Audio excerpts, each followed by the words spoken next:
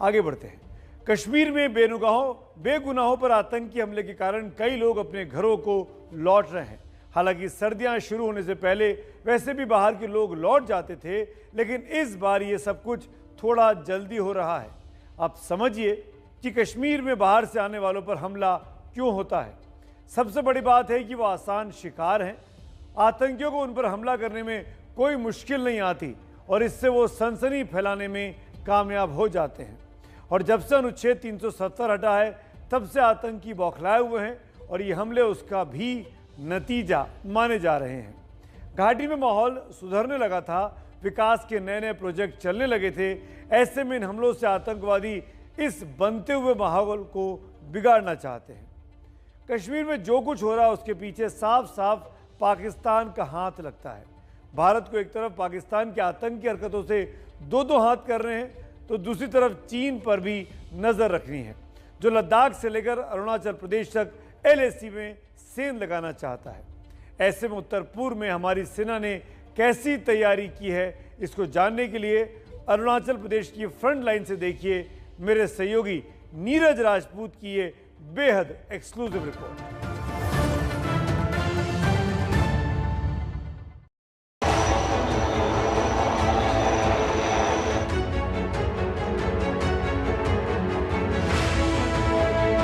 जो ऊंची ऊंची पहाड़ियां हैं, 14-15 हज़ार फीट की ऊंचाई पर जो पहाड़ियां हैं, वहां से LAC शुरू होती है। इसीलिए जो भारतीय सैनिक यहां अरुणाचल प्रदेश में तैनाती के लिए आते हैं, उनको खासतौर से जो माउंटेन वॉरफेयर है उसकी जो है यहाँ पर ड्रिल दी जाती है।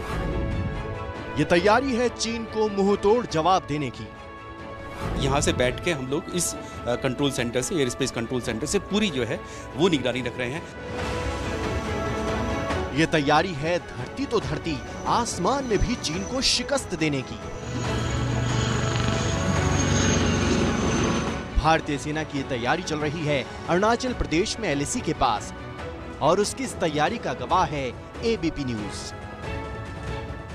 इस वक्त हम अरुणाचल प्रदेश के ही एक फॉरवर्ड एविएशन बेस में हैं भारतीय सेना के, जहां पर जो भारतीय सेना के जो हेलीकॉप्टर्स हैं, जो रोटरी एयरक्राफ्ट्स हैं, वो यहां पर नजर रखते हैं LAC पर, और निगरानी इसलिए रखते हैं कि चीन की तरफ से किसी भी तरह से कोई घुसपैठ ना हो, और घुसपैठ हो तो उसकी जानकारी भारतीय सेना को तुरंत मिल जाए और उसके खिलाफ कार्रवाई की जा सके।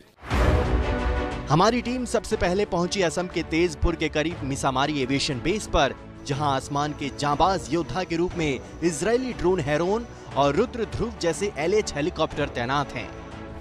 रुद्र एक स्वदेशी अटैक हेलीकॉप्टर है जो एंटी टैंक मिसाइल और रॉकेट लॉन्चर से लैस है और हवा से हवा में मिसाइल हमला करने में माहिर है। वहीं हेरोन ड्रोन चीनी सेना की घुसपैठ को कामयाब नहीं होने देगा। यहां तक कि ड्रैगन कहीं कोई हथियारों का जखीरा खड़ा करे तो उसकी भनक हेरोन को पक्का लग जाएगी। LH ध्रुव को ही फिर से मॉडिफाई करके और ज़्यादा एडवांस इसमें मिशन सिस्टम्स और वेपन सिस्टम लगाए गए हैं। हमारे पास एक RPF लाइट है, चीता, जो कि एक सिंगल इंजन एयरक्राफ्ट है, वो भी अंदर डिस्प्ले पे है। इससे आगे बढ़े तो अरुणाचल प्रदेश के रूपा में एयर स्पेस कंट्रोल सेंटर बनाया गया है, जहां ड्रोन के जरिए चीनी सेना और उसके एयरक्राफ्ट और ड्रोन पर नजर रखी जा सके।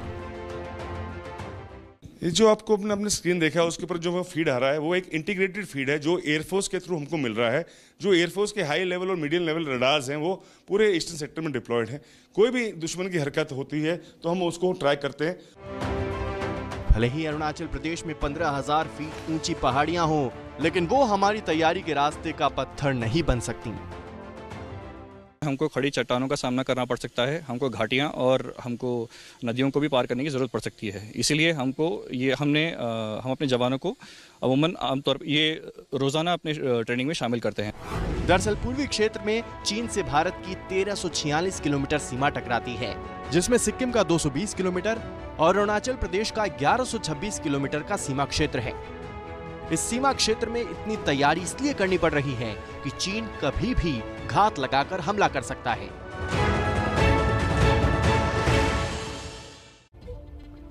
और एक बार फिर आज की लीड स्टोरी पर मेरी राय अब आप जान लीजिए। बांग्लादेश में हिंदुओं पर कट्टरपंथियों के हमलों पर मेरी राय बहुत साफ है कि बांग्लादेश अल्पसंख्यकों की हिफाजत करके भारत से दोस्ती का धर्म निभाए।